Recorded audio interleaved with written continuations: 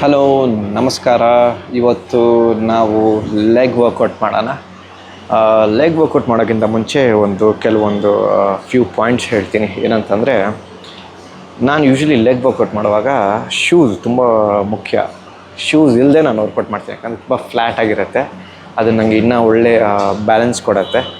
Leg workout squats ಮಾಡುವಾಗ ಅಥವಾ dead lift ಮಾಡುವಾಗ ಉದಾಹರಣೆಗೆ ನಾನು ಈ ಥರದೊಂದು ಫ್ಲ್ಯಾಟ್ ಸರ್ಫೇಸ್ ಇರುವಂಥ ಶೂಸ್ನ ಯೂಸ್ ಮಾಡ್ತೀನಿ. ಇದು ಕಾನ್ವರ್ಸ್ದು, ತುಂಬ ಚೀಪ್ ಇದು, ಆಯಿತಾ. ಸೊ ಶೂಸು ಇಷ್ಟೇ ಕಾಸ್ಟ್ಲಿ ಇರಬೇಕು, ಅಷ್ಟೇ ಕಾಸ್ಟ್ಲಿ ಇರಬೇಕು, ಹಿಂಗಿರುತ್ತೆ, ಏನೂ ಬರೋಲ್ಲ. ಯಾವ ಥರ ಅದು ನಿಮಗೆ ಯಾವ ಕಂಫರ್ಟಬಲ್ ಅನಿಸುತ್ತೆ ಅದನ್ನು ಹಾಕ್ಕೊಡಿ. ಬಟ್ ಸ್ಕ್ವಾಟ್ಸಿಗೆಲ್ಲ ಫ್ಲ್ಯಾಟ್ ಸರ್ಫೇಸ್ನ ಆದಷ್ಟು ನೋಡಿ. ಇದೆಲ್ಲ ತುಂಬ ಚೀಪ್ ಇದು, ಸೊ ನಿಮಗೆ ಅನುಕೂಲ ಆಗುತ್ತೆ. ಕೆಲವರು ತುಂಬ ಜನ ರನ್ನಿಂಗ್ ಶೂಸ್ ಯೂಸ್ ಮಾಡ್ತಾರೆ. ಅದನ್ನು ಇಲ್ಲ ನಿಮ್ಗೆ ಆರ್ಚ್ ಇರುತ್ತೆ, ಹಿಂಗೆ ಆರ್ಚ್ ಇರುತ್ತೆ, ನಿಮಗೆ ಸ್ಟೇಬಲ್ ಆಗಿರಲ್ಲ. ಸ್ಕ್ವಾಟ್ಸ್ ಮಾಡುವಾಗ ಹಿಂಗೆ ಹಂಗೆಲ್ಲ ಹೊರಟೋಗ್ಬಿಡುತ್ತೆ. ಹಾಗೆ ಫ್ಲ್ಯಾಟ್ ಸರ್ಫೇಸ್ ಇರೋದ್ರಿಂದ ಕಾಲು ತುಂಬ ಸ್ಟೇಬಲಾಗೇ ಇರುತ್ತೆ, ಕರೆಕ್ಟಾಗಿ ವರ್ಕೌಟ್ ಮಾಡೋಕ್ಕಾಗತ್ತೆ. ಯೂಶ್ವಲಿ ನಾನು ಲೆಗ್ ವರ್ಕೌಟ್ ಮಾಡೋಕ್ಕಿಂತ ಮುಂಚೆ ಸೈಕ್ಲಿಂಗ್ನ ವಾರ್ಮಪ್ ಆಗಿ ಇಟ್ಕೊತೀನಿ. ಒಂದು 10 ನಿಮಿಷ ಇದನ್ನು ವಾರ್ಮಪ್ ಎಕ್ಸಸೈಸನ್ನು ಮಾಡ್ಕೊತೀನಿ. ಸೊ ಯಾವುದೇ ನೆಕ್ಸ್ಟ್ ಲೆಗ್ ವರ್ಕೌಟ್ ಸ್ಟಾರ್ಟ್ ಮಾಡೋಕ್ಕಿಂತ ಮುಂಚೆ ನಮಗೆ ನನ್ನ ಮಂಡಿ ನೀಸೆಲ್ಲ ಕರೆಕ್ಟಾಗಿ ವಾರ್ಮ್ ಆಗುತ್ತೆ, ಕ್ವಾಡೆಲ್ಲ ವಾರ್ಮ್ ಆಗುತ್ತೆ. ಆದಮೇಲೆ ನಾವು ವೆಯ್ಟ್ ಟ್ರೈನಿಂಗಿಗೆ ಈಸಿಯಾಗಿ ಹೋಗ್ಬೋದು. ನಿಮ್ಮ ಜಿಮ್ಮಲ್ಲಿ ಅಥವಾ ನಿಮ್ಮಲ್ಲಿ ಎಲ್ಲೂ ಈ ಥರ ಒಂದು ಸೈಕ್ಲಿಂಗ್ ಮಿಷಿನ್ ಇಲ್ಲ ಅಂತಂದರೆ ನೀವು ಇನ್ಕ್ಲೈನ್ ವಾಕ್ ಮಾಡಿ. ಇಲ್ಲ ಅಂತಂದರೆ ಬಸ್ಕಿ, ಫ್ರೀ ಸ್ಕ್ವಾಟ್ಸ್ ಅಂತಾರೆ, ಬಸ್ಕಿ ಹೊಡೀರಿ.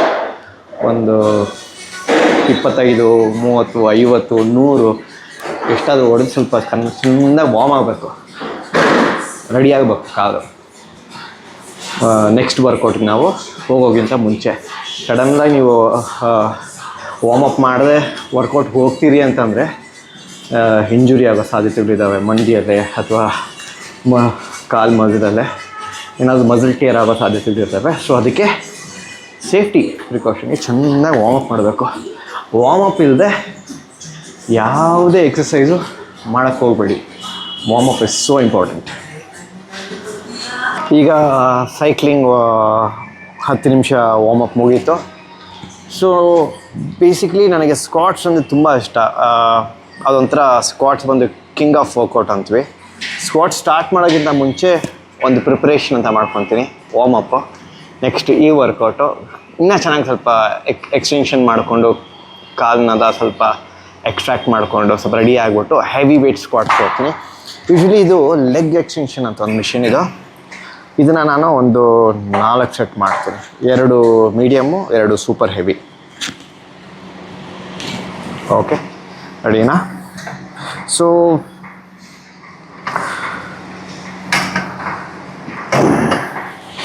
ಮೇಲ್ ತೊಗೊಳ್ಳಿ, ಸ್ಕ್ವೀಸ್ ಮಾಡಿ down, up, squeeze and down. Rep ಮಾಡುವಾಗ, ಸ್ಕ್ವೀಸ್ ಮಾಡುವಾಗ ನೀವು ಫೀಲ್ ಮಾಡ್ಕೋಬೇಕು ನಿಮ್ಮ ಲೆಗ್ನ. ಸೊ ಇದು ಒಂದು 4 ಸೆಟ್ ಮಾಡ್ತೀನಿ. 2 ಮೀಡಿಯಮ್ಮು, 2 ಸೂಪರ್ ಹೆವಿ ಥರ ಮಾಡ್ಕೊತೀನಿ. ಲೆಗ್ ವರ್ಕೌಟ್ ಎಷ್ಟು ಇಂಪಾರ್ಟೆಂಟ್ ಅಂದರೆ, ನಮ್ಮ ಇಡೀ ದೇಹಕ್ಕೆ ನಮ್ಮ ಕಾಲಿದೆಯಲ್ಲ ಒಂಥರ ಪಿಲ್ಲರ್ ಇದ್ದಂಗೆ. ಈ ಪಿಲ್ಲರ್ನ ನಾವು ಸ್ಟ್ರಾಂಗಾಗಿ ಇಟ್ಕೊಂಡ್ರೆ ಇಡೀ ದೇಹ ಪರ್ಫೆಕ್ಟ್ ಅಂತ, ಆಯಿತಾ. ಯಾವತ್ತೂ ಬೈಸೆಪ್ಸು ಅಥವಾ ಒಳ್ಳೆ ಆ್ಯಪ್ಸು ಚೆಸ್ಟುಗಿಂತ ನಮ್ಮ ಕಾಲಿದೆಯಲ್ಲ ಅದನ್ನು ಸ್ಟ್ರಾಂಗಾಗಿ ಮಾಡಿ. ಇದೊಂದು ಸ್ಟ್ರಾಂಗ್ ಆಗಿದ್ದರೆ ಅಂದರೆ ಒಂಥರ ಸೂಪರ್ ಫಿಟ್ ಇದ್ದಂಗೆ. ಸೊ ಯಾವತ್ತು ವರ್ಕೌಟ್ ಮಾಡುವಾಗ ಲೆಗ್ ವರ್ಕೌಟ್ನ ಇಗ್ನೋರ್ ಮಾಡಬೇಡಿ. ದಿಸ್ ಇಸ್ ಅ ಮೇನ್, ಇದೊಂದು ಒಳ್ಳೆ ಪಿಲ್ಲರ್ ಇದ್ದಂಗೆ. So coming back to the point, so ಇದನ್ನು ನಾನು 4 ಸೆಟ್ ಮಾಡ್ತೀನಿ. ಯೂಶ್ವಲಿ ನಾನು ರೇಂಜ್ ಆಫ್ ಮೋಷನ್ ಲೆಗ್ ಮಾಡುವಾಗ, ಸ್ಕ್ವಾಟ್ಸ್ ಮಾಡುವಾಗ ತುಂಬ ಜನ ಅರ್ಧ ಸ್ಕ್ವಾಟ್ಸ್ ಮಾಡ್ತಾರೆ, ಮುಕ್ಕಾಲು ಮಾಡ್ತಾರೆ, ಫೈನ್, ಅದೂ ಒಳ್ಳೆಯದೇ. ಬಟ್ ನನಗೆ ಬೆಸ್ಟ್ ಅನಿಸಿದ್ದು ನನಗೆ depth full range of motion, full ಕೆಳಗೆ ಹೋಗಿ ಮೇಲೆ ಬರೋದು, ಆಯಿತಾ. ಫುಲ್ ಕುತ್ಕೊಂಡು ಮೇಲೆ ಬರಬೇಕು. ಅದು ತುಂಬ ಜನಕ್ಕೆ ಕಷ್ಟ. ಕೆಲವ್ರಿಗೆ ಲೋವರ್ ಬ್ಯಾಕ್ ಟೈಟ್ ಇರುತ್ತೆ, ಗ್ಲೂ ಟೈಟ್ ಇರುತ್ತೆ. ಇದು ನೋಡಿ, ಈ ಥರ ಫುಲ್ ಹಿಂಗೆ ಕುತ್ಕೊಳ್ಳೋದು ತುಂಬ ಜನಕ್ಕೆ ಕಷ್ಟ ಆಗುತ್ತೆ. ಯಾಕಂದರೆ ಕೆಲವ್ರಿಗೆ ಅಷ್ಟು ಟೈಟ್ ಇರೋದ್ರಿಂದ ನಿಮ್ಗೆ ಅಷ್ಟು ಕುತ್ಕೊಳಕ್ಕೆ ಆಗಲಿಲ್ಲ ಅಂತಂದರೆ ಅಟ್ಲೀಸ್ಟು ಇಷ್ಟು ಅರ್ಧದ್ಗಿಂತ ಇನ್ನು ಸ್ವಲ್ಪ ಕೆಳಗೆ ಹೋಗಿ ಬರ್ಬೋದು. ಹೀಗೆ ಇಷ್ಟಾದರೂ ಮಾಡಿ. ಸೊ ನಾನೇನು ಮಾಡ್ತೀನಿ ಯೂಶ್ವಲಿ ಅಂದರೆ 4 ಸೆಟ್ ಇಟ್ಕೊತೀನಿ. ಲೈಟು ಮೀಡಿಯಮ್ ಎಷ್ಟಾಗುತ್ತೆ ಫುಲ್ ಡೆಪ್ತ್ ಮಾಡೋಕ್ಕೆ ಟ್ರೈ ಮಾಡ್ತೀನಿ.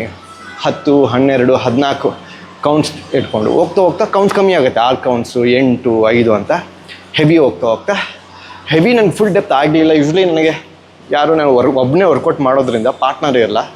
ಸೊ ಹಾಗಾಗಿ ನಿಮಗೂ ಹಾಗೆ ತೋರಿಸ್ತಾ ಇದ್ದೀನಿ. ಸೊ ಸಪೋರ್ಟ್ ನನಗೆ ಇಲ್ಲಿ ಜಾಸ್ತಿ ಸಿಗೋದಿಲ್ಲ.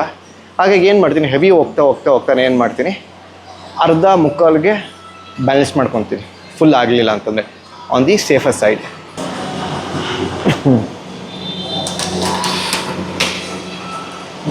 ಮೇನ್ ಪಾಯಿಂಟ್ ಏನಂತಂದರೆ, ಯಾವತ್ತು ಸ್ಕ್ವಾಟ್ಸ್ ಮಾಡುವಾಗ, ಹೆವಿ ವೇಟ್ಸ್ ಮಾಡುವಾಗ ಸೇಫ್ಟಿಲಿರಿ. ಈ ಥರ ಒಂದು ಸೇಫ್ಟಿ ಬಾರ್ ಇರಲಿ. ಹೆವಿ ಮಾಡುವಾಗ ಈ ರೇಂಜ್ ಆಫ್ ಮೋಷನ್ ಇರಲಿ. ನಾನು ಸ್ವಲ್ಪ ಲೈಟ್ ಇರೋದನ್ನು ಹಿಂದೆ ಬರ್ತೀನಿ. ಆಮೇಲೆ ಲಾಕ್ ಇರಲಿ, ಯಾಕಂದರೆ ಇದು ನಿಮ್ಮ ಸೇಫ್ಟಿಗೆ. ನೋಡಿ, ಈ ಥರ ಒಂದು ಲಾಕ್ ಹಾಕ್ಕೊಡಿ, ಪ್ಲೇಟ್ಸ್ ಬೀಳಲ್ಲ. ನಿಮ್ಮ ಸೇಫ್ಟಿ, ಪಕ್ಕದಲ್ಲಿ ಯಾರು ವರ್ಕೌಟ್ ಮಾಡ್ತಾಯಿದ್ರೆ ಅವರು ಸೇಫ್ಟಿಗೋಸ್ಕರ. ಯಾಕಂದರೆ ಹೆಚ್ಚು ಕಡಿಮೆ ಆದರೆ ಬಿತ್ತು ಅಂತಂದರೆ, ಯಾವ್ದಾದ್ರು ಕಾಲ ಮೇಲೆ ಬಿತ್ತು ಅಂದರೆ ಇಂಜುರಿ ಆಗೋ ಸಾಧ್ಯತೆಗಳಿದ್ದಾವೆ, ನಿಮಗೂ ಇಂಜುರಿ ಆಗುತ್ತೆ. ಸೊ ಯಾವತ್ತು ಸೇಫ್ಟಿ ಪ್ರಿಕಾಷನ್ ಇರಲಿ. ಇದನ್ನು ಫಸ್ಟ್ ಸೆಟ್ಟು 10 kg ಹಾಕ್ಕೊಂಡಿದ್ದೀನಿ. ಬಾರ್ ಒಂದು 20 kg, ಎಷ್ಟಾಯಿತು 40 kg. ಸೊ ತುಂಬ ಹೆವಿ ಹೋಗಲ್ಲ. ನನಗೆ ಎಷ್ಟಾಗುತ್ತೆ ಅಷ್ಟು ಮಾಡ್ತೀನಿ ಇವತ್ತು ನಿಮಗೆ ತೋರ್ಸೋಕ್ಕೆ. ಸೊ ಯೂಶ್ವಲಿ ನಾನು ಫಸ್ಟು 2 ಸೆಟ್ಟಿಗೆ ನಾನು ಬೆಲ್ಟ್ ಹಾಕ್ಕೊಳೋದಿಲ್ಲ. ರೀಸನ್ ಏನು ಅಂತಂದರೆ, ನನ್ನ ಕೋರ್ ನಾನು ಆ್ಯಕ್ಟಿವೇಟ್ ಮಾಡ್ಕೊತೀನಿ. ನೋಡಿ, ಕೋರ್ ಆ್ಯಕ್ಟಿವೇಟ್ ಮಾಡೋದು ಹೇಗೆ ಅಂತಂದರೆ, ಇವಾಗ ನೋಡಿ, ಈಗ ಹೊಟ್ಟೆ ಹಿಂಗೆ ಇವಾಗ ಲೂಸ್ ಇದೆಯಲ್ಲ, ಸ್ವಲ್ಪ ಒಳಗೆ ತೊಗೊಳ್ಳಿ, ಕೋರ್ ಆ್ಯಕ್ಟಿವೇಟ್ ಆಯಿತಾ, ಓಕೆನಾ. ದಿಸ್ ಇಸ್ ಸೊ ಆದಷ್ಟು ಬೆಲ್ಟ್ ಇಲ್ಲದೆ ಅಭ್ಯಾಸ ಮಾಡ್ಕೊಳ್ಳಿ. ತುಂಬ ಹೆವಿ ಇದ್ದಾಗ ಬೆಲ್ಟ್ ಹಾಕ್ಕೊಂಡು ಕೋರ್ನ ಹಿಡಿದುಕೊಳುತ್ತೆ. ಸೊ ಇವಾಗ ನನಗೆ 2 ಸೆಟ್ಟು ವಿತೌಟ್ ಬೆಲ್ಟೇ ಮಾಡ್ತೀನಿ. I try to keep the range of motion ಎಷ್ಟಾಗುತ್ತೆ ಅಷ್ಟು. ಯಾರಿಗಾದ್ರೂ ಲೋವರ್ ಬ್ಯಾಕ್ ಪೇಯ್ನು ಸಮಸ್ಯೆ ಇದ್ದರೆ ಅವ್ರು ಬೆಲ್ಟ್ ಹಾಕ್ಕೊಳ್ಳಿ ಸ್ಟಾರ್ಟಿಂಗಿಂದನೇ. ಇಲ್ಲ ಅಂದರೆ ಯು ಕ್ಯಾನ್ ಪ್ರಾಕ್ಟೀಸ್. ಇದು ಏನಾಗುತ್ತೆ ಅಂದರೆ, ನಿಮಗೆ ಕೋರು ಸ್ಟ್ರಾಂಗ್ ಬಿಲ್ಡ್ ಮಾಡೋಕ್ಕೆ ಅನುಕೂಲ ಆಗುತ್ತೆ. ಇವಾಗ ನಮ್ಮ ಕಾಲು ನೋಡಿ, ವಿ ಆಕಾರದಲ್ಲಿ ಇಟ್ಕೊಂಡಿದ್ವಿ. ನೋಡಿ, ಡೆಪ್ತ್ ಆಫ್ ಮೋಷನು. 2 ಕೆಳಗೆ ಹೋಗುವಾಗ ಉಸಿರು ತಗೊಳ್ಳಿ, ಹೋಲ್ಡ್ ಮಾಡಿ, ಮೇಲೆ ಬಿಡಿ. 3, ವೆರಿ ಗುಡ್.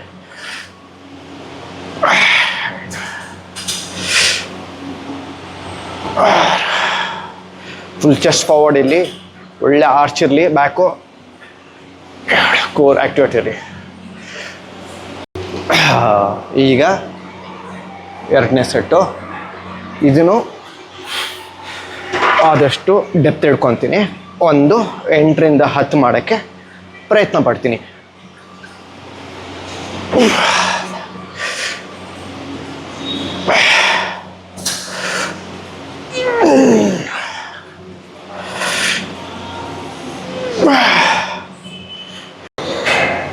ಈಗ 3ನೇ ಸೆಟ್ಟು ಸ್ವಲ್ಪ ಹೆವಿ ಇದೆ, ಅದಕ್ಕಾಗಿ ಬೆಲ್ಟ್ ಹಾಕ್ಕೊತೀನಿ.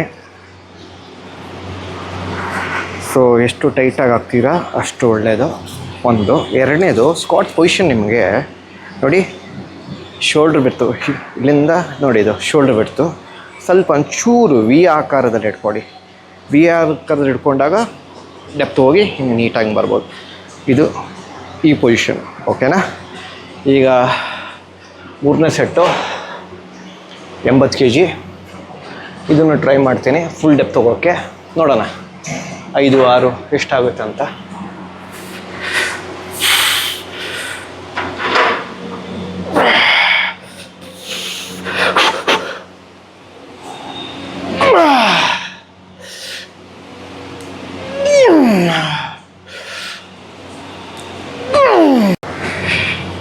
ಈಗ 4ನೇ ಸೆಟ್ಟು 100 kg ಇದೆ. ಸೊ ನಾನು 100 kg ಮಾಡ್ತೀನಿ, ನೀವು 100 kg ಮಾಡಬೇಕು ಅಂತ ಏನಿಲ್ಲ. ನಿಮಗೆ ಎಷ್ಟಾಗುತ್ತೆ ಅಷ್ಟು ಮಾಡಿ, ನಿಮ್ಮ ಕೆಪಾಸಿಟಿ ಇದ್ದಾಗೆ. ಯಾಕಂದರೆ ಮುಂಚೆ ನಾನು 200 kgವರೆಗೂ ಮಾಡಿದ್ದೀನಿ. ಸೊ ಡಿಪೆಂಡ್ಸ್, ನಿಮಗೆ ಎಷ್ಟಾಗುತ್ತೆ ಅಷ್ಟು ಮಾಡಿ, ಬಟ್ ಕರೆಕ್ಟಾಗಿ ಮಾಡಿ. ಪೋಸ್ಚರ್ಸ್ನೆಲ್ಲ ಕರೆಕ್ಟಾಗಿ ಇಟ್ಕೊಂಡು. ಮತ್ತು ಬ್ರೇಕ್ ಬಗ್ಗೆ ಹೇಳ್ತಾ ಇದ್ದೀನಿ. ಒಂದೊಂದು ಸೆಟ್ಟಿಗೆ ಎಷ್ಟು ಟೈಮ್ ಕೊಡಬೇಕಂದ್ರೆ, ಲೈಟಾಗಿದ್ದಾಗ ನಾನು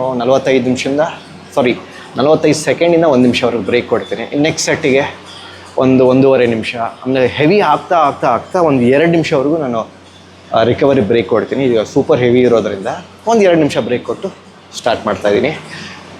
2, 3, 4 ನೋಡೋಣ ಎಷ್ಟಾಗುತ್ತೆ ಅಂತ. ಇದನ್ನು ಡೆಪ್ತಿಗೆ ಟ್ರೈ ಮಾಡ್ತೀನಿ. ಆಗಿಲ್ಲ ಅಂದರೆ ಅಟ್ಲೀಸ್ಟ್ ಮುಕ್ಕಾಲು ಭಾಗ ಹೋಗ್ತೀನಿ. ನೋಡೋಣ.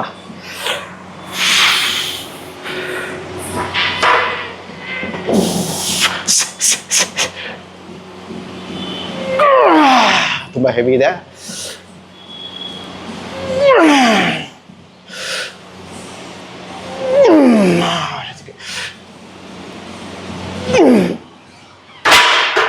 4. ಸೊ ಸ್ವಲ್ಪ ರಿಸ್ಕ್ ತೊಗೊಳೋದು ಬೇಡ, ಒಬ್ಬನೇ ಮಾಡೋದ್ರಿಂದ ಜಾಸ್ತಿ ಡೆಪ್ತ್ ಹೋಗಿಲ್ಲ. ಸ್ವಲ್ಪ ಸೇಫ್ಟಿ ಪ್ರಿಕಾಷನಿಂದ ಸ್ವಲ್ಪ ಮುಂದೆ ಬಂದೆ ಬಾರ್ ಇರೋದ್ರಿಂದ. ಸೊ ನೀವು ಆ ಸೇಫ್ಟಿ ಮೆಷರ್ಸ್ನ ನೋಡ್ಕೊಳ್ಳಿ. ಓಕೆ, ಈಗ ನಾನು ಲೆಗ್ ಪ್ರೆಸ್ ಮಾಡ್ತಾಯಿದ್ದೀನಿ. ಯೂಶ್ವಲಿ ನಾವು ಅಲ್ಲಿ ಸ್ಕ್ವಾಟ್ಸ್ ಮಾಡುವಾಗ ಈ ಆ್ಯಂಗಲ್ ವಿ ಆಕಾರದಲ್ಲೇ ಕಾಲಿತ್ತು. ಮತ್ತೆ ನೀವು ಇದೇ ಥರ ವಿ ಆಕಾರದಲ್ಲೇ ಮತ್ತೆ ಇದೇ ಜಾಗದಲ್ಲೇ ಇದೇ ಥರ ಲೆಗ್ ಪ್ರೆಸ್ ಮಾಡಿದ್ರೆ ನಥಿಂಗ್ ಬಟ್ ಅದೇ ಮಸಲ್ ಗ್ರೂಪಿಗೆ ಮತ್ತೆ ನೀವು ವರ್ಕೌಟ್ ಮಾಡ್ತಿದ್ದೀರಾ. ಸೊ ಹಾಗಾಗಿ ಏನು ಮಾಡ್ತೀನಿ, ಅಲ್ಲಿ ವಿ ಆಕಾರದಲ್ಲಿ ಸ್ಕ್ವಾಟ್ಸ್ ಮಾಡೋದ್ರಿಂದ ಮಾಡಿದ್ದೆ. ಸೊ ಇಲ್ಲಿ ಸ್ವಲ್ಪ ಸ್ಟ್ರೈಟಾಗಿ ಇಟ್ಕೊತೀನಿ, ಕಾಲನ್ನ ಈ ಥರ ಸ್ಟ್ರೈಟಾಗಿ ಇಟ್ಕೊಳೋದ್ರಿಂದ ಸ್ವಲ್ಪ ಮಸಲ್ ಗ್ರೂಪ್ಸು ಸ್ವಲ್ಪ ಕಡೆ ಲೆಗ್ಗಲ್ಲೇ ಶಿಫ್ಟ್ ಆಗುತ್ತೆ, ಬೇರೆ ಮಸಲ್ ಗ್ರೂಪ್ಗೂ ವರ್ಕ್ ಆಗೋ ಥರ ಆಗುತ್ತೆ. ಓಕೆನಾ? ಸೊ ನೋಡಿ, ಸೊ ಅಲ್ಲಿ ನಾನು ಸ್ಕ್ವಾಟ್ಸ್ ಮಾಡಿದ್ದು ಈ ವಿ ಆಕಾರ, ಈ ಥರ ಸ್ಕ್ವಾಟ್ಸ್ ಮಾಡೋದು. ಸೊ ಮತ್ತಿಲ್ಲೇ ಮಾಡೋ ಅದೇ ಸೇಮ್ ಮೂಮೆಂಟ್ ಆಗುತ್ತೆ. ಅದಕ್ಕೆ ಏನು ಮಾಡ್ತೀನಿ, ಸ್ಟ್ರೈಟಾಗಿ ಇಟ್ಕೊತೀನಿ ಕಾಲನ್ನ. ಓಕೆ, ಸೊ ಕೆಲವೊಂದು ಪಾಯಿಂಟ್ಸ್ ನೆನಪಿಟ್ಕೊಬೇಕು ಲೆಗ್ ಪ್ರೆಸ್ ಮಾಡುವಾಗ. ಯಾವತ್ತೂ ಮಂಡಿನ ಲಾಕ್ ಮಾಡಬೇಡಿ, ಸಾಫ್ಟ್ ಇರಲಿ, ಕೆಳಗೆ ಬರಲಿ, ಹಿಂಗೆ ಮೇಲೆ ಹೋಗಲಿ. ಓಕೆ,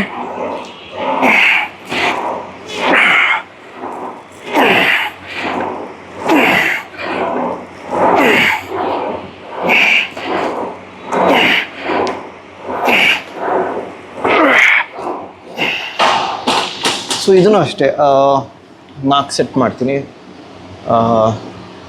12ರಿಂದ 14, 8ರಿಂದ 10. ಸೊ ಹೆವಿ ಮೀಡಿಯಮ್ ಹೆವಿ ಹೋಗ್ತಾ ಇರ್ತೀನಿ 4 set. So this is one of the workout. ಇದು 2ನೇ ಸೆಟ್ಟು.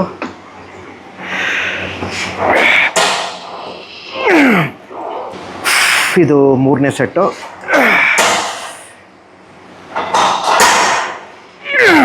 ಫೈನಲ್ 4ನೇ ಸೆಟ್ಟು. ಓಕೆ,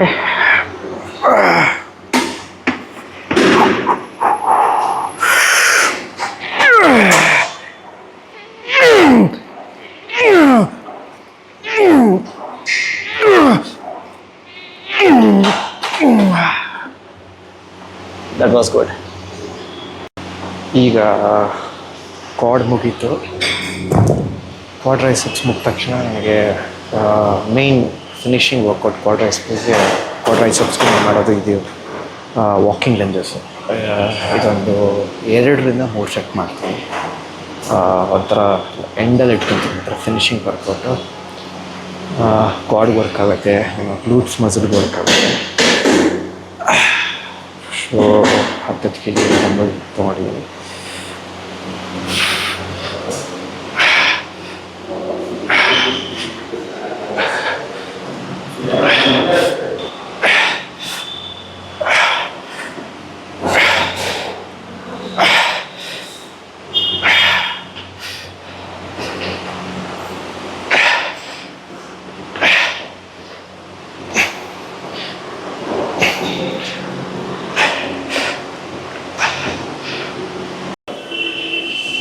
ಈಗ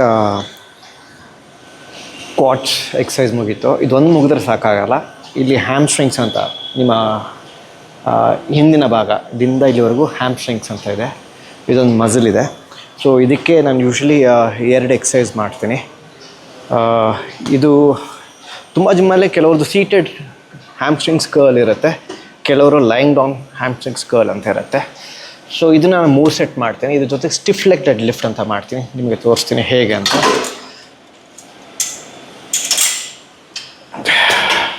ಸೊ ಇದು ಯೂಶ್ವಲಿ ನನಗೆ ಸ್ಟಿಫ್ ಲೆಗ್ ಡೆಡ್ ಲಿಫ್ಟ್ ಮಾಡೋಕ್ಕಿಂತ ಮುಂಚೆ ಇದೊಂಥರ ವಾರ್ಮಪ್ ಸೆಟ್ ಇದ್ದಂಗೆ. ಸೊ ಇದನ್ನು ನಾನು 3 ಸೆಟ್ ಮಾಡ್ಕೊತೀನಿ. 15, 12, 10 ರೆಪು. ಸೊ ಮೀಡಿಯಮ್, ಸ್ವಲ್ಪ ಲಾಸ್ಟಲ್ಲಿ ಒಂಚೂರು ಹೆವಿ. ಈಗ second exercise stiff leg dead lift ಅಂತ. ಇದು ಡೆಡ್ ಲಿಫ್ಟ್ ಬೇರೆ, ಸ್ಟಿಫ್ ಲೆಗ್ ಡೆಡ್ ಲಿಫ್ಟ್ ಬೇರೆ, ಆಯಿತಾ? ಸ್ಟಿಫ್ ಲೆಗ್ ಡೆಡ್ ಲಿಫ್ಟ್ ಬಂದುಬಿಟ್ಟು ಸ್ಪೆಷಲಿ ನಾವು ಇಲ್ಲಿ ಹ್ಯಾಮ್ಸ್ಟ್ರಿಂಗ್ಸೇ ಟಾರ್ಗೆಟ್ ಮಾಡ್ತೀವಿ. ಯೂಶ್ವಲಿ ನೀವು ಡಂಬಲ್ಸಲ್ಲಿ ಮಾಡ್ಬೋದು, ಬಾರ್ಬಲಲ್ಲಿ ಮಾಡ್ಬೋದು. ತುಂಬ ಹೆವಿ ವೆಯ್ಟ್ ಮಾಡೋಕ್ಕಾಗಲ್ಲ. ಇದು ಮೀಡಿಯಮ್ ಮಾಡ್ರೇಟ್ ವೆಯ್ಟಲ್ಲೇ ಇದನ್ನು ಮಾಡ್ಕೊಂಡು ಹೋಗೋಣ. ಸೊ ಇದು ಪೊಸಿಷನ್ ಹೆಂಗೆ ಅಂತಂದರೆ ಕಾಲು ಸ್ಟ್ರೈಟ್ ಇರಬೇಕು, ಲಾಕ್ ಆಗಬಾರ್ದು. ನೋಡಿ, ಇದು ಲಾಕು, ಇದು ಸಾಫ್ಟು, ಇದು ಲಾಕು ಸಾಫ್ಟು. ಸೊ ಸಾಫ್ಟ್ ಇರಬೇಕು. ಸಾಫ್ಟ್ ಇದ್ದು ಬ್ಯಾಕ್ ಆರ್ಚು ಫುಲ್ ಕೆಳಗೆ ಹೋಗಿ ಹೀಗೆ ಕೈನ ಒಂದು ಸ್ವಲ್ಪ ಮುಂದೆ ತಗೋಬೇಕು, ಕೆಳಗೆ ಹೋಗ ಮೇಲೆ ಬನ್ನಿ, ಜಸ್ಟ್ ಫಾರ್ವರ್ಡ್, ಬ್ಯಾಕ್ ಆರ್ಚ್ ನೋಡಿ. ಹಿಂಗೆ ಬಂದಾಗ ನಿಮ್ಗೆ ಇಲ್ಲೊಂದು ಒಳ್ಳೆ ಸ್ಟ್ರೆಚ್ ಸಿಗುತ್ತೆ. ಇದು ಹ್ಯಾಮ್ಸ್ಟ್ರಿಂಗ್ಸ್ಗೆ ವರ್ಕ್ ಆಗ್ತಿರುತ್ತೆ. ಇವಾಗ ಇದನ್ನೇ ವೆಯ್ಟ್ಸ್ ಜೊತೆಗೆ ಮಾಡೋಣ. Okay okay fine. ಓಕೆ, ಒಂದು ಮಾಡ್ರೇಟ್ ವೆಯ್ಟು 15 12 10 ರೆಪ್ ಅಂತ 3 ಸೆಟ್ ಮಾಡ್ಕೊತೀನಿ ನೋಡಿ. ನನಗೆ ಪ್ರತಿ ರೆಪ್ಪಲ್ಲೂ ಆ ಸ್ಟ್ರೆಚ್ಚು ನಂಗೆ ಸಿಗ್ತಾ ಇದೆ. ಮೀಡಿಯಮಿಂದ ಸ್ಟಾರ್ಟ್ ಮಾಡಿಕೊಂಡು ಸ್ವಲ್ಪ ಹೆವಿ ಮೀಡಿಯಮ್ವರೆಗೂ ಹೋಗ್ಬೋದು. 15 10 12 ರೆಪ್ ಅಂತ ಹೇಳ್ಕೊಳ್ಳಿ. ಓಕೆ, ಇದು 3 ಸೆಟ್ಟು. ಈಗ ಹ್ಯಾಮ್ಸ್ಟ್ರಿಂಗ್ಸ್ ಆಯಿತು. ಈಗ ನಾವು ಕಾಫ್ ಮಸಲ್ಸ್ ಮಾಡೋಣ. ಕಾಫ್ ಮಸಲ್ಸು ತುಂಬ ಇಂಪಾರ್ಟೆಂಟು. ತುಂಬ ಜನಕ್ಕೆ ಕಾಫ್ ಮಸಲ್ಸ್ ಬೆಳೆಯೋದೇ ಕಷ್ಟ, ಒದ್ದಾಡ್ತಾರೆ. ಕೆಲವೊಂದು ಜೆನೆಟಿಕ್ ಫ್ಯಾಕ್ಟರ್ಸ್ ಆಗುತ್ತೆ, ಕೆಲವರಿಗೆ ಜೆನೆಟಿಕಲಿ ವರ್ಕೌಟ್ ಮಾಡದೇ ಇದ್ರೂ ಸಖತ್ತಾಗಿರುತ್ತೆ ಕಾಫ್ ಮಸಲ್ಸ್ ಎಲ್ಲ. ಸೊ ಅದು ಜೆನೆಟಿಕ್ಸ್ ಮ್ಯಾಟ್ರ್ ಆಗುತ್ತೆ. ಇಲ್ಲಾಂದರೆ ನಾವು ಎಕ್ಸ್ಟ್ರಾ ಎಫರ್ಟ್ ಕೊಡಬೇಕಾಗತ್ತೆ. ಸೊ ಕಾಫ್ ಮಸಲ್ ಮಾಡುವಾಗ ಯಾವತ್ತೂ ಈ ರೇಂಜ್ ಆಫ್ ಮೋಷನ್ ಇದೆಯಲ್ಲ, ಅದು ಯಾವತ್ತೂ ಕರೆಕ್ಟಾಗಿ ನೆನ್ಪಿಟ್ಕೊಬೇಕು. ಸುಮ್ಮನೆ ಹಿಂಗೆ ಮಾಡಿದ್ರೆ ಕಾಫ್ ಬರೋಲ್ಲ ನೋಡಿ. ಇವಾಗ ಫುಲ್ ಆಲ್ ಕೆಳಗೆ ಹೋಗಿ ಮೇಲೆ, ಕೆಳಗೆ ಮೇಲೆ, ಅದು ಸ್ಟ್ರೆಚ್ಚು ಸ್ಕ್ವೀಸು, ಸ್ಟ್ರೆಚ್ಚು ಸ್ಕ್ವೀಸು, 2 ಮೂಮೆಂಟ್ ಇದೆ ರೀ. ಸ್ಕ್ವೀಸ್, ಇದು ಸ್ಟ್ರೆಚ್ಚು.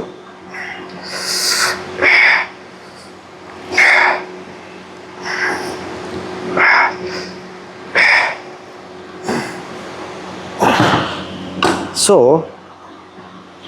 ಕಾಫ್ ಮಸಲ್ಸ್ ಯಾವತ್ತು ನಾನು ರೆಪ್ಸ್ ಕೌಂಟ್ಗಿಂತ ಜಾಸ್ತಿ ಬರ್ನಿಂಗ್ ಸೆಟ್ಟಲ್ಲಿ ಇಟ್ಕೊತೀನಿ. 10 12 15 ಅಲ್ಲ, ಒಂದು 20 ಆದರೂ 20 ಬರ್ನ್ ಆಗಬೇಕು ಫೀಲು, ಅಲ್ಲಿವರೆಗೂ ಕಾಫ್ ಮಾಡ್ತೀನಿ. ಯೂಶ್ವಲಿ ಇದನ್ನು ನಾನು 4 ಸೆಟ್ಟಾಗಿ ಇಟ್ಕೊತೀನಿ. ತುಂಬ ಎಕ್ಸಸೈಸ್ ಇದೆ ಕಾಫ್ಗೆ. ಇದು one of the exercise seated calf raise ಅಂತಾರೆ. ಕನ್ನಡದಲ್ಲಿ ಕಾಫ್ಗೆ ಏನಂತಾರೆ ಗೊತ್ತಾ? ಮೀನ್ಖಂಡ ಅಂತಾರೆ. ಇವತ್ತಿನ ಲೆಗ್ ವರ್ಕೌಟ್ ಮುಗೀತು. ಈಗ ನಾವು ಸ್ಟ್ರೆಚಿಂಗ್ ಮಾಡೋಣ. ಇವಾಗ ಕಾಫ್ ಮುಗಿಸಿದ್ವಿ, ಕಾಫ್ ಸ್ಟ್ರೆಚ್ ಮಾಡಬೇಕು. ಈಗ ಕಾಫ್ ಹೇಗೆ ಸ್ಟ್ರೆಚ್ ಮಾಡ್ತೀರಾ ಅಂತಂದರೆ, ಇದು ಯಾವುದೋ ಒಂದು ಸ್ಟ್ರೈಟ್ ಪ್ಲ್ಯಾಟ್ಫಾರ್ಮ್ ತೊಗೊಳ್ಳಿ, ಕಾಲನ್ನ ಹಿಂಗೆ ಚಾಚ್ಕೊಡಿ, ಸ್ವಲ್ಪ ಒಂಚೂರು ಕಾಲನ್ನ ಸ್ಟ್ರೈಟಾಗಿ ಇಟ್ಕೊಂಡು ಒಂದು ಸ್ವಲ್ಪ ಹಿಂಗೆ ಮುಂದೆ ಬನ್ನಿ, ಲೀನ್ ಫಾರ್ವರ್ಡ್ ಅಂತೀವಿ. ಫುಲ್ ಸ್ಟ್ರೆಚ್ ಆಗಿದೆ, ಹೋಲ್ಡ್ ಮಾಡ್ಕೊಳ್ಳಿ 5 6 ಸೆಕೆಂಡು. ಮತ್ತೆ ಚೇಂಜ್ ಮಾಡ್ಕೊಳ್ಳಿ, ಮುಂದೆ ಬನ್ನಿ, ಹೋಲ್ಡ್ ಮಾಡ್ಕೊಳ್ಳಿ 5 6 ಸೆಕೆಂಡು. ಸೊ ಇದನ್ನು 2 ಸತಿ ರಿಪೀಟ್ ಮಾಡೋಣ. ಸೊ 5 6 ಸತಿ ಹೋಲ್ಡ್ ಮಾಡ್ಕೊಬೇಕು. ಇದಾದಮೇಲೆ ನಾವು ಹ್ಯಾಮ್ಸ್ಟ್ರಿಂಗ್ ಸ್ಟ್ರೆಚ್ ಮಾಡೋಣ. ಸೊ ಸಿಂಪಲ್, ತುಂಬ ಕಡೆ ಜಿಮ್ಮಲ್ಲೇ ಸ್ಟ್ರೆಚಿಂಗ್ ಮಿಷಿನ್ ಇಲ್ಲ ಅಂದರೆ ಯಾವುದೋ ಥರ ಒಂದು ಪ್ಲೇನ್ ಬೆಂಚ್ ಏನಾದ್ರು ತೊಗೊಳ್ಳಿ, ಒಂದು ಕಾಲು ಮುಂದೆ ಇಟ್ಕೊಂಡು ಚಾಚ್ಕೊಡಿ, ಚಾಚ್ಕೊಂಡು ಹೋಲ್ಡ್ ಮಾಡಿ ಅಷ್ಟೇ. ಕಾಲು ಲಾಕ್ ಮಾಡ್ಕೊಳ್ಳಿ, ಮಂಡಿನ ಹೋಲ್ಡ್ ಮಾಡ್ಕೊಡಿ. ಇಲ್ಲಿಂದ ಇಲ್ಲಿವರೆಗೂ ಒಳ್ಳೆ ಸ್ಟ್ರೆಚ್ ಸಿಗುತ್ತೆ. 5 6 ಸೆಕೆಂಡ್ ಹೋಲ್ಡು. ಸೇಮ್ ಥಿಂಗ್ ಬದಲಾಯಿಸ್ಕೊಡಿ, ಕಾಲನ್ನ ಹೋಲ್ಡ್ ಮಾಡಿಕೊಡಿ 5 6 ಸೆಕೆಂಡು. ಇದನ್ನು ಒಂದು 2 ಸತಿ ಮಾಡ್ಬೋದು. ಸೊ ಅದಾದಮೇಲೆ ನೆಕ್ಸ್ಟು ಕ್ವಾಡು, ಗ್ಲೂಟ್ಸು ಎಲ್ಲ ಸ್ಟ್ರೆಚಿಂಗ್ ಮಾಡೋಣ. ಓಕೆ, ಕಾಫ್ ಸ್ಟ್ರೆಚ್ ಆಯಿತು. ಇವಾಗ ಕ್ವಾಡ್ ಸ್ಟ್ರೆಚ್ ಮಾಡೋಣ. ಕಾಲನ್ನ ಹಿಂಗೆ ತೊಗೊಳ್ಳಿ, ಹೀಗೆ ಬೆಂಡ್ ಮಾಡಿ. ತುಂಬ ಜನ ಇಷ್ಟಿಗೆ ಸ್ಟ್ರೆಚ್ ನಿಲ್ಲಿಸ್ಬಿಡ್ತಾರೆ. ಆ್ಯಕ್ಚುಲಿ ಅದು ಸ್ಟ್ರೆಚ್ ಅಲ್ಲ, ಒಂಚೂರು ಹಿಂಗೆ ಹಿಂದೆ ತೊಗೊಳ್ಳಿ ನೋಡಿ. ಆವಾಗ ನಿಮ್ಗೆ ನೋಡಿ ಫುಲ್ ಸ್ಟ್ರೆಚ್ ಬಿಡುತ್ತೆ ನಿಮಗೆ. ಇದನ್ನು 5 6 ಸೆಕೆಂಡ್ ತೊಗೊಳ್ಳಿ. ಓಕೆ, ಅದೇ ಥರ ಇನ್ನೊಂದು ಸಪೋರ್ಟ್ ತೊಗೊಳ್ಳಿ, ನಿಮ್ಮ ಬ್ಯಾಲೆನ್ಸ್ ಸಿಗಿದೆ ಅಂತ. ಇಷ್ಟಿಗೆ ನಿಲ್ಲಲ್ಲ, ಒಂಚೂರು ಹಿಂದೆ ಎಡ್ಕೊಬೇಕು ನೋಡಿ, ಹೋಲ್ಡ್ ಮಾಡಿ. ಸೊ ಇದು ನಿಮಗೆ ಇಲ್ಲಿಂದ ಇಲ್ಲಿವರೆಗೂ ಒಂದು ಒಳ್ಳೆ ಸ್ಟ್ರೆಚ್ ಸಿಗುತ್ತೆ. ತುಂಬ ಜನ ಮಿಸ್ಟೇಕ್ ಮಾಡ್ತಾರೆ, ಇಷ್ಟಿಗೆ ನಿಲ್ಲಿಸ್ಬಿಡ್ತಾರೆ. ಹಾಂ, ಹಿಂಗೆ ಲೀನ್ ಫಾರ್ವರ್ಡ್, ಸ್ಟ್ರೆಚ್ಚು, ಹೋಲ್ಡು, ಅದು ಕರೆಕ್ಟಾಗಿ ಸಿಗುತ್ತೆ ನಿಮಗೆ ಸ್ಟ್ರೆಚಿಂಗು. ಸೊ ಇದು ಕ್ವಾಡ್ರೈಸೆಪ್ಸ್ ಸ್ಟ್ರೆಚ್, ಇಲ್ಲಿಂದ ಇಲ್ಲಿಗೆ ಒಳ್ಳೆ ಸ್ಟ್ರೆಚ್ ಆಗುತ್ತೆ. ಈಗ ನೆಕ್ಸ್ಟ್ ಸ್ಟ್ರೆಚಿಂಗ್ ಹೋಗೋಣ. ಈಗ ನಾವು ಬಟರ್ಫ್ಲೈ ಸ್ಟ್ರೆಚ್ ಅಂತ ಮಾಡೋಣ. ಇದು ಹೋಲ್ಡ್ ಮಾಡಿ, ಕಾಲನ್ನ ಹಿಂಗೆ ಆದಷ್ಟು ಎಲ್ಬೋ ಇನ್ನೊಂದು ಚೂರು ಹಿಂಗೆ ಪುಷ್ ಮಾಡೋಕ್ಕೆ ಟ್ರೈ ಮಾಡಿ, ನಿಮ್ಗೆ ಇನ್ನೂ ಒಳ್ಳೆ ಸ್ಟ್ರೆಚ್ ಸಿಗುತ್ತೆ. ಇದನ್ನು ಒಂದು 5 6 ಸೆಕೆಂಡ್ ಹೋಲ್ಡ್ ಮಾಡ್ಕೊಳ್ಳಿ. ಇನ್ನೂ ಸ್ವಲ್ಪ ಇನ್ನೂ ಜಾಸ್ತಿ ಹೋಗ್ಬೇಕಿದ್ರೆ ಹೋಲ್ಡ್ ಮಾಡ್ಬೋದು. ಅದಾದಮೇಲೆ ಕಾಲನ್ನ ಮುಂದೆ ಚಾಚಿ ಹೋಲ್ಡ್ ಮಾಡಿ. ಸೇಮ್ ಥಿಂಗ್, 2 ಕಾಲು ಮುಂದಕ್ಕೆ ಚಾಚಿ ಓಕೆನಾ. ಇದಾದಮೇಲೆ ನಾವು ಪಿಜನ್ ಸ್ಟ್ರೆಚ್ ಮಾಡೋಣ. ಇದಕ್ಕೆ ಪಿಜನ್ ಸ್ಟ್ರೆಚ್, ಅದು ಪಿಜನ್ ಆಕಾರ, ಪಾರಿವಾಳ ಆಕಾರದಿಂದ ಇರೋದ್ರಿಂದನೂ ಏನೋ ಗೊತ್ತಿಲ್ಲ, ಇದಕ್ಕೆ ಪಿಜನ್ ಸ್ಟ್ರೆಚ್ ಅಂತ ಕರೀತಾರೆ. ಕಾಲನ್ನ ಹಿಂಗೆ ಹಿಡ್ಕೊಡಿ, ಒಂದು ಕಾಲು ಹಿಂದಿಗೆ, ಇದು ಸ್ಟ್ರೆಚ್ಚು. ಇದನ್ನು ನಾವು ಒಂದು ಸ್ವಲ್ಪ ಹೋಲ್ಡ್ ಮಾಡೋಣ. ಓಕೆ, ಇದನ್ನು ಹಾಗೆ ಮತ್ತೊಂದು ಕಡೆ ಇದನ್ನು ಸ್ಟ್ರೆಚ್ಚು. ಇದಾದ ಮೇಲೆ ನಾವು ಗ್ಲೂಟ್ಸ್ ಸ್ಟ್ರೆಚ್ ಮಾಡೋಣ. ಕಾಲನ್ನ ವಿ ಆಕಾರದಲ್ಲಿ ಹಿಡ್ಕೊಬೇಕು, ಹಿಡ್ಕೊಂಡು ಪುಲ್ ಮಾಡಿ. ಸೇಮ್ ಥಿಂಗ್, ಪುಲ್ ಮಾಡಿ. ಅದಾದಮೇಲೆ ಟ್ವಿಸ್ಟ್. ಸೊ ಲೋವರ್ ಬ್ಯಾಕ್ನ ಒಂದು ಸ್ವಲ್ಪ ರಿಲೀಫ್ ಸಿಗುತ್ತೆ.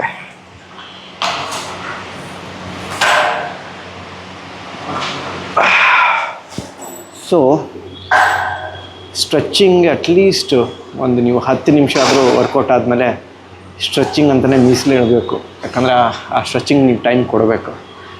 ಸೊ ನಿಮಗೆ ಆವಾಗ ಇನ್ನೂ ಒಳ್ಳೆ ಫ್ಲೆಕ್ಸಿಬಿಲಿಟಿ ಇಂಪ್ರೂವ್ ಆಗುತ್ತೆ. ನಾನು ಬೆಂಗಳೂರಿನಲ್ಲಿ ಹಲವಾರು ಕಡೆ ವರ್ಕೌಟ್ ಮಾಡ್ತಿರ್ತೀನಿ. ಯಾಕಂತಂದರೆ ಬೆಂಗಳೂರಿನಲ್ಲಿ ಹಲವಾರು ಕಡೆ ನನ್ನ ಸ್ನೇಹಿತರ ಜಿಮ್ ಇದೆ. ಸೊ ನನಗೆ ಎಲ್ಲೇ ಹೋದ್ರೂ ಅವ್ರು ನನಗೆ ಅವಕಾಶ ಮಾಡಿಕೊಡ್ತಾರೆ ವರ್ಕೌಟ್ ಮಾಡೋಕ್ಕೆ. ಸೊ ಇವತ್ತು ನಾನು ಬಂದಿರೋದು ನನ್ನ ಸ್ನೇಹಿತರ ಜಿಮ್ಮಲ್ಲಿ, ಜಸ್ಟ್ ಫಿಟ್ನೆಸ್ ಅಂತ. ಇದು ಬೆಂಗಳೂರಲ್ಲೇ 6-7 ಬ್ರ್ಯಾಂಚ್ ಇದೆ. Koramangala, electronic city, HSR, ಸರ್ಜಾಪುರಲ್ಲೇ. ಯಾರಾದರೂ ಆ ಏರಿಯಾದಲ್ಲಿದ್ದವರು ದಯವಿಟ್ಟು ಜಾಯ್ನ್ ಆಗಬೇಕಂದ್ರೆ ಈ ಜಿಮ್ಗೆ ಹೋಗ್ಬೋದು. ಮತ್ತು ನನಗೆ ಈ ವ್ಲಾಗ್ನ ಈ ಜಿಮ್ಮಲ್ಲೇ ನನಗೆ ಅನುವು ಮಾಡಿಕೊಟ್ಟಿದ್ದಕ್ಕೆ ಜಸ್ಟ್ ಫಿಟ್ನೆಸ್ ಅವ್ರಿಗೆ ಥ್ಯಾಂಕ್ ಯು. ಮತ್ತು ನಾನು ವ್ಲಾಗ್ ನೋಡ್ತಾಯಿರಿ, ಏನಾದರೂ ಇದ್ದರೆ ಕಮೆಂಟ್ಸ್ ಮುಖಾಂತರ ತಿಳಿಸಿ. Okay, thank you.